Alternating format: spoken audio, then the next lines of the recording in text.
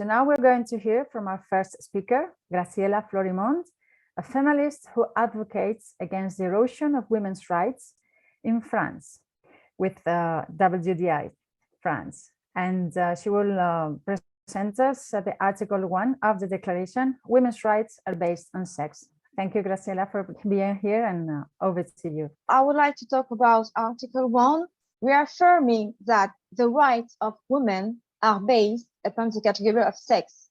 States should maintain the centrality of the category of sex and not gender identity in relation to women's and their right to be free from discrimination. Gender identity is destroying our rights when states put that word in their law. Gender identity is destroying our right because it's denying the reality of sex. The problem is that people who are denying the reality of sex are also denying the reality of sex. You know, that's right. But to understand what they are thinking, you just have to read the real definition you can find on the Yogyatra principle. We have to read this text because this text contains all we have to know. We need to know about what they want to do with our rights. Gender identity. This is an individual experience of gender. We may or may not correspond with the sex assigned at birth, including the personal sense of the body, which may involve, if freely chosen, modification of bodily appearance or function by medical, surgical, or other meaning, and other expression of gender, including dress, speech, and mannerism. This is the definition of gender identity. But if you understood what I said, maybe it's because I read very bad, because it's not made to be understood. Let's focus on the part which is denying the reality of sex. Sex assigned at birth. At birth means we live in middle age and nobody can use echography to check the sex of a baby before birth. It's denying the reality of progress in medicine. Second, people who use surrogacy or who need to have external fecundation can choose the sex of the baby. They put some mark on male sperm or on female sperm, and they can choose their embryo based on the sex. 3 days after the conception.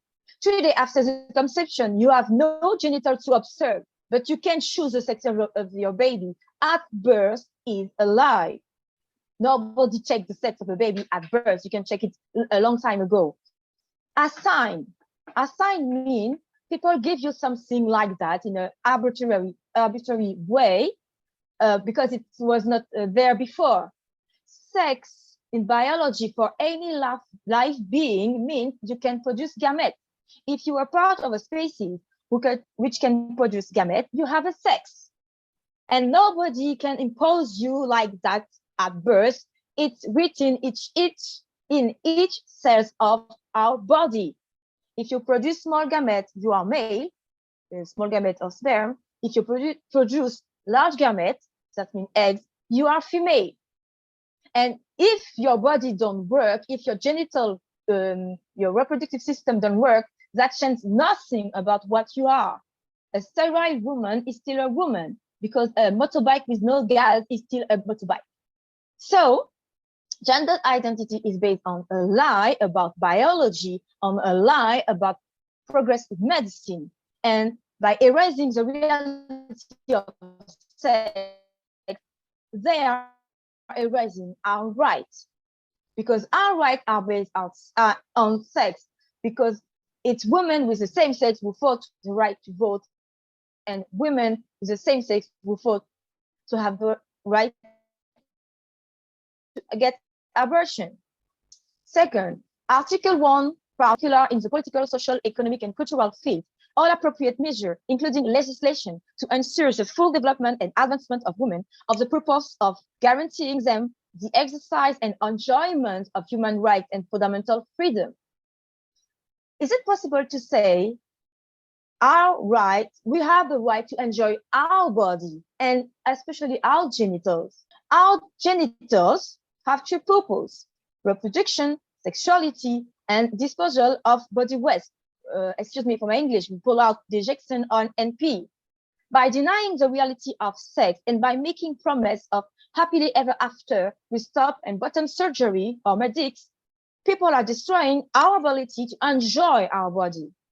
Reproduction means you can produce gametes to reproduce. Cross-sex hormone kills gametes, not immediately, but with years, you become sterile. Sexuality means we can share, give, and receive pleasure, but top and bottom surgery destroy ability of body to feel pleasure. Not a lot of part, but if you can watch some picture of a teen girl, they are teen girl without tits. It's because when they are made bottom surgery, keep the tits needs more intervention, so it's more expensive. So people choose to have no tits with top surgery. But tits is an erogenous zone. You lost ability to have pleasure there. Second, to create new penises, they have to take part of forearm of tight. You can see it on the picture and the cover on New York Times. Did you have orgasm? You have no erection, no ejaculation too, and you lost ability to have orgasm too. And the worst part about dejection and pee, we have to remember men and women don't pee the same, and our urethra have not the same localization. When they made bottom surgery, they have to change the place of the urethra. And sometimes surgeons mess up and urethra have some hole. So the pee, instead of pull out, stay in the body. So some people have a lot of complication because of bottom surgery. And you can see the picture of a trans-identified female who witnessed in a documentary and said that because of bottom surgery, she had to wear a colostomy bag because she can poop normally. Why people leave that? Because other people promise them, you will affirm your gender, you will cure your gender dysphoria, you will have happily ever after life because you are your true self.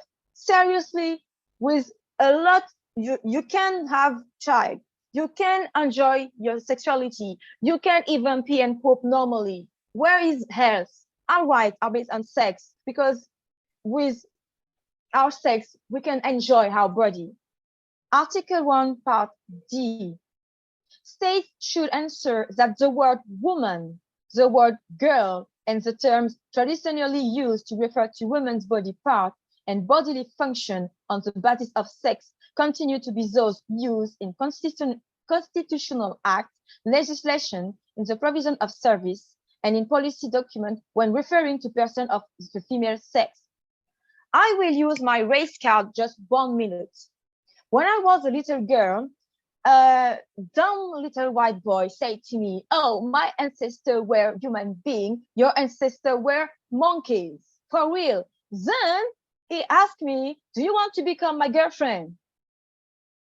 I felt slurred, I felt demonized, and I was angry. Of course, I said him no, but he slurred me before to ask me to go out with him. I have the same feeling when I listen to people call us people with vagina who menstruate and possess an uterus and fallopian tube and can produce cervical mucus and use its chest to give milk to its child. Because this vocabulary is available for any female mammal on Earth.